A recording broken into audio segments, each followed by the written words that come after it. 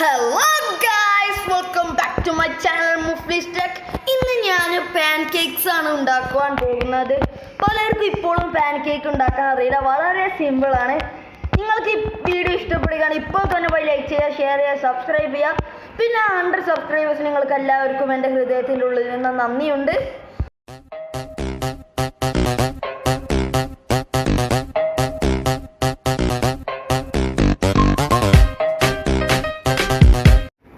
നമുക്ക് പാൻകേക്ക് ഉണ്ടാക്കുവാൻ വേണ്ടി ആദ്യമായി ആവശ്യമുള്ളത് ഒരു കപ്പ് മൈദ, പിന്നെ ഒരു കപ്പ് സാധാ റൂം ടെമ്പറേച്ചറിൽ ഉള്ള മിൽക്കാണ്, പിന്നെ 2 മുട്ട, 3 പഴം, പിന്നെ ഒരു വാനില എസൻസ് ആണ് ഉപയോഗിക്കുന്നത്. പിന്നെ കുറച്ച് ബേക്കിംഗ് സോഡ ആവശ്യമുണ്ട്. ഇതുണ്ടെങ്കിൽ നമുക്ക് അടിപൊളി സൂപ്പർ ടേസ്റ്റിയും ഫ്ലഫിയും ആയി നമുക്ക് അടിപൊളി പാൻകേക്ക് ഉണ്ടാക്കാവുന്നതാണ്. ഞാനിപ്പോൾ മുട്ട പൊട്ടിച്ചാണ്ട് ഇതിലേക്ക് ഇടുകയാണ്. അപ്പോൾ നമുക്ക് മുട്ട പൊട്ടിക്കാം.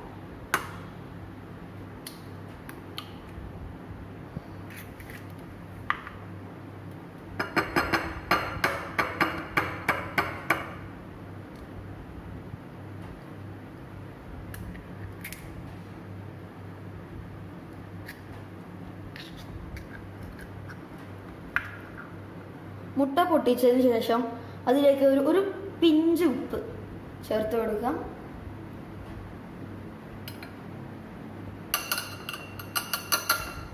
പിന്നെ ഇതിലേക്ക് ഇനി 2 ടീസ്പൂൺ നെയ്യ് ഇട്ട് കൊടുക്കാം.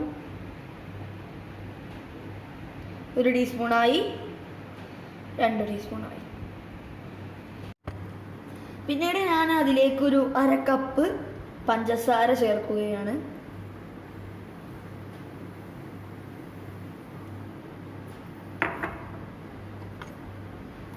ഇനി ഒരു 1/2 ടീസ്പൂൺ വാനില എസൻസ് ചേർക്കാം. മുട്ടയുടെ ചോയ ഇഷ്ടമില്ലാത്തവർക്ക് കേട്ടോ വാനില എസൻസ് ചേർക്കുന്നത്, അല്ലെങ്കിൽ വാനില എസൻസ് ഒന്നും ചേർക്കേണ്ട ആവശ്യമില്ല. ചേർത്ത് കൊടുക്കാം. ഇനി ഇത് നമുക്ക് ഫോർക്ക് ഉപയോഗിച്ച് നല്ലോണം മിക്സ് ചെയ്ത് കൊടുക്കാം. ഫോർക്ക് ഉപയോഗിച്ച് നന്നായി മിക്സ് ചെയ്താൽ നമുക്ക് എഗ് ബീറ്ററിൻ്റെ ആവശ്യമൊന്നുമില്ല കേട്ടോ. നന്നായി മിക്സ് ചെയ്ത് കൊടുത്താൽ മതി. ഫോർക്ക് ഉപയോഗിച്ച് മിക്സ് ചെയ്യണം, അല്ലാതെ സ്പൂൺ ഉപയോഗിച്ച് മിക്സ് ചെയ്യാൻ പാടില്ല. എന്നാലേ ബീറ്ററിൽ മിക്സ് ചെയ്യുന്ന ഒരു ഇത് കിട്ടുള്ളൂ.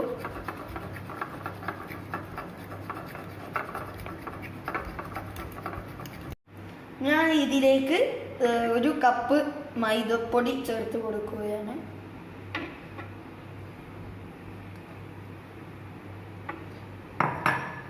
ഞാൻ ഇതിൽ 1 കപ്പ് മൈദ എടുത്തിട്ടുണ്ട്.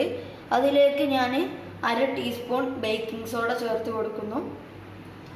എന്നിട്ട് നമ്മൾ ഫോർക്ക് ഉപയോഗിച്ച് നന്നായി ഒന്ന് മിക്സ് ചെയ്ത് കൊടുക്കാം. അരിപ്പ് ഉപയോഗിച്ച് അരിച്ചെടുക്കുകയാണെങ്കിൽ ഇപ്പോൾ മിക്സ് ചെയ്ത് എടുക്കേണ്ട ആവശ്യമൊന്നുമില്ല കേട്ടോ. ഞങ്ങൾ അരിപ്പ് ഉപയോഗിച്ച് അരിച്ചെടുക്കാത്തത് കൊണ്ടാണ് മിക്സ് ചെയ്ത് കൊടുക്കുന്നത്.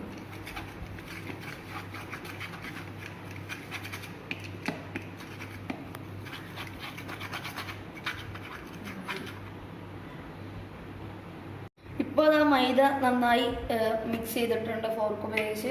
ഇനി ഇതിലേക്ക് നമ്മൾ എടുത്ത് വെച്ചിരുന്ന സാധാ റൂം ടെമ്പറേച്ചറിലുള്ള 1 കപ്പ് പാല് കുറച്ചായി ചേർത്ത് കൊടുക്കാം.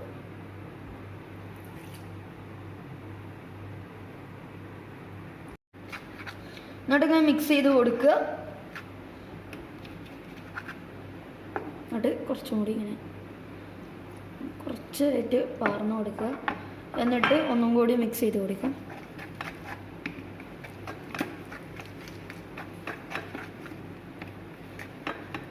എന്നിട്ട് കുറച്ചുകൂടി പാല് ഒഴിച്ച് കൊടുക്കുക.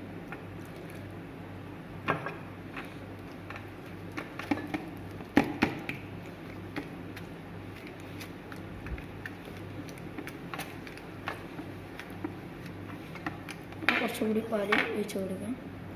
ഇങ്ങനെ കുറച്ചായിട്ട് നമുക്ക് ഈ മൈദ മൊത്തം ഒന്ന് മിക്സ് ചെയ്തെടുക്കാം.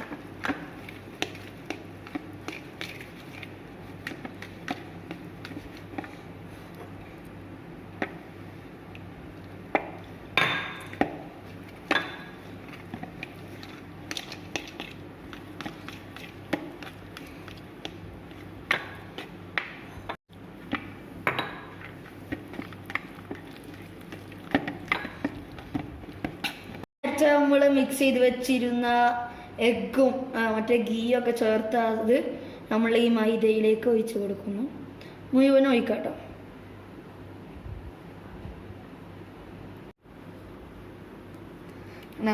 നല്ല സൂപ്പറായിട്ടുണ്ട് കണ്ടിട്ട്.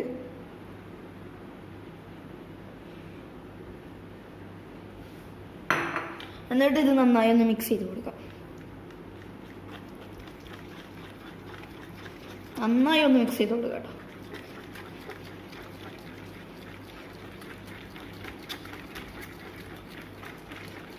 എപ്പോഴും ഫോർക്ക് ഉപയോഗിച്ചായിരിക്കണം മിക്സ് ചെയ്യേണ്ടത്. എന്നാൽ പിന്നെ ബീറ്ററിൻ്റെ ആവശ്യമൊന്നുമില്ല.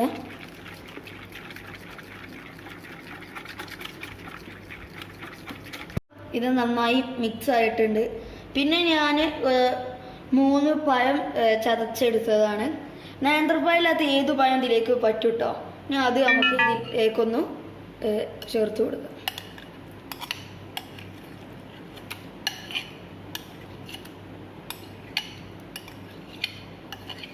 എന്നിട്ട് നന്നായി ഒന്ന് മിക്സ് ചെയ്ത് കൊടുക്കാം.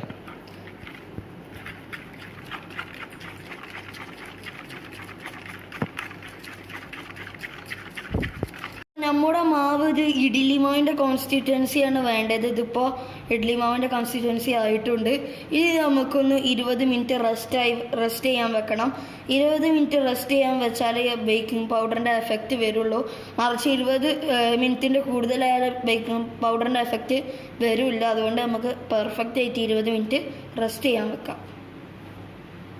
ഇപ്പോൾ ഞാൻ കുക്കർ ചൂടാക്കാൻ വേണ്ടി ഗ്യാസ് ഓൺ ചെയ്യാണ്.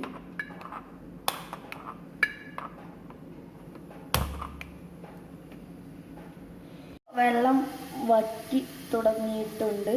വെള്ളം പൂർണ്ണമായി വറ്റിയതിന് ശേഷം നമുക്ക് അടിയിൽ കുറച്ച് നെയ്യ് പുരട്ടി കൊടുക്കണം. നെയ്യ് എന്തിനാണ് കൊടുക്കുന്നത് വെച്ചാൽ അടിയിൽ ഈസിയായി കിട്ടുവാൻ വേണ്ടിയാണ്. ഇപ്പോൾ നിങ്ങൾക്ക് കാണാം വെള്ളം മൊത്തം പോയിട്ടുണ്ട്.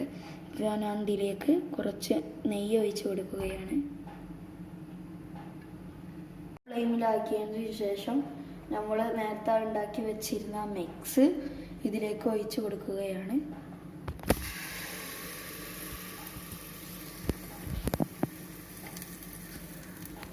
നിങ്ങൾക്ക് ചെറിയ ചെറിയ പാൻ കേക്കായി ഉണ്ടാക്കാം കേട്ടോ. അതാണ് ശരിക്കും ഉണ്ടാക്കണത്. പക്ഷെ ഞങ്ങൾ ഒറ്റൊരു കേക്കായി ഉണ്ടാക്കണേ, പാൻ കേക്കായി ഉണ്ടാക്കണേ.